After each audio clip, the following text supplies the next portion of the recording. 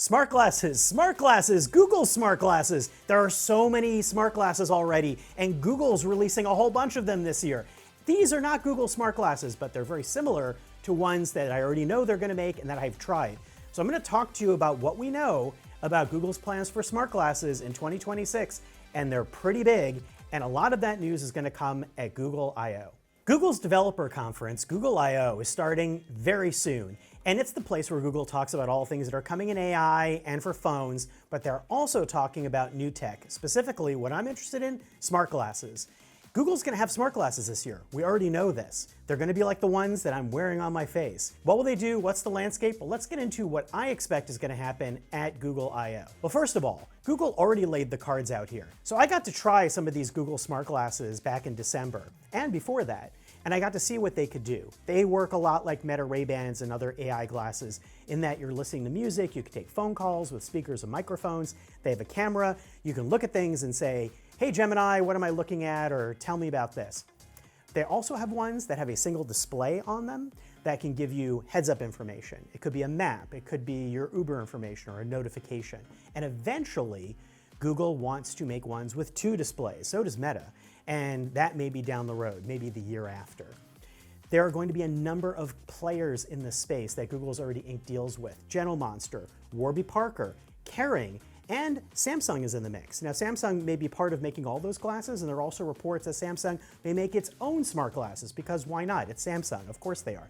And when those are going to come out, we don't know. We may find out about launch dates at I/O, maybe they're going to launch at I/O, maybe they'll come out later this year. What I find really interesting about these glasses, though, is how much they could hook into your phone. Meta's glasses, besides how much you trust or find creepy Meta's own AI privacy policies, they don't do a lot with your phone. They're walled off from a lot of things that your phone runs in its OS. Google is going to allow Gemini to work similarly on the glasses to what they do on the phone and to work with your phone notifications. And apps will be able to run on them too. So I saw demos of Google Maps on your phone and then getting the map directions on my glasses and looking down and seeing the street below me. I saw Uber updates that looked similar where I could look down and get my directions to get to the Uber stop. There's a lot of seamlessness, which I find really interesting and missing from smart glasses right now. I'm sure when Apple gets into the space, they'll be doing something kind of similar. But Google is going to play with that, open up things for developers. They've already been doing that through a lot of developer chats, but I think they're going to lay that even more clearly out. There is one other part of this equation that I haven't even talked about, and that's what these are on my face.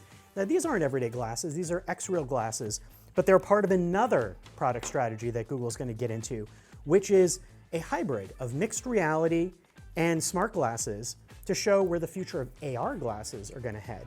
Now, X-Real's glasses right now already plug into a variety of things like phones, computers, basically works like a display that you wear on your face. There are other companies like Viture that make these as well. X-Real is working with Google to make something that I tried back in December called Project Aura. Now, this has its own processor puck that runs Android XR, the same Android operating system that's running on the Samsung Galaxy XR headset. That's like a kind of like Apple Vision Pro alternative with Google that launched last fall.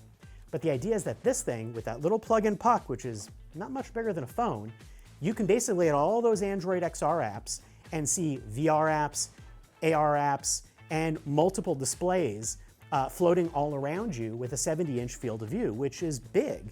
And not as big as VR, but very immersive. We don't know the price of this, and we don't know how useful it's going to be, although I do know that the Project Aura glasses are basically going to be X-Real glasses that will also work with anything else, but they're also going to come up with that processor puck. Now, why? That's the interesting part. Again, it's about phone hook-in. So right now you wear these, they plug into your phone, you can play a video, but they don't have a deep communication with the rest of your phone right now. Google wants to change that so that when you plug it into your phone down the road, you might get this seamless dual screen interaction so that it feels like an extended display, runs apps, you could pull out a keyboard, basically your phone could be your full computer.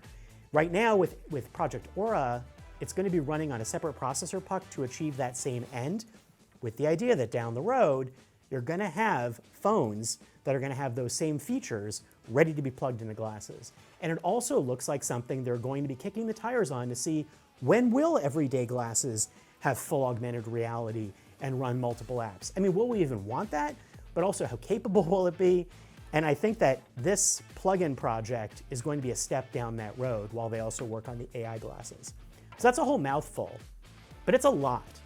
And that's what you should expect this year. And it is going to very much change the smart glasses landscape. And if you're looking to buy smart glasses, I would wait until we hear more about what Google has to say. And maybe eventually what Apple has to say, but we don't even know about them yet. For the moment, it's about Google and how they're going to compete with Meta. And we're going to get into a whole lot more of that at Google I/O coming up soon. I will be there along with several of my Cnet colleagues looking at smart glasses, talking about smart glasses, and all sorts of other things AI. So stay tuned for that. I'll probably bring some of these glasses too. And if you have questions in the meantime or curious about what's going on, let me know in the comments. And as always, thanks for watching.